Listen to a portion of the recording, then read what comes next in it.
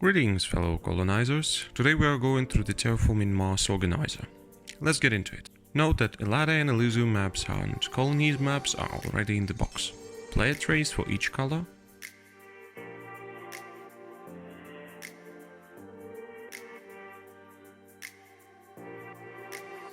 Big card holder to accommodate all the base game cards and all the expansion cards.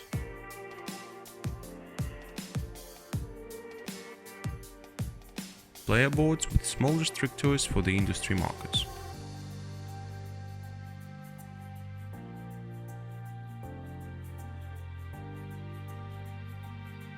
First player token, just as a bonus. Tray for all the forest, water, city and special hexes.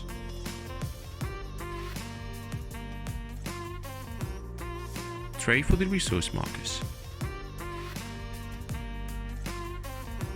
And here's an overview of how it fits into the box. Base game board goes here and then the rulebooks.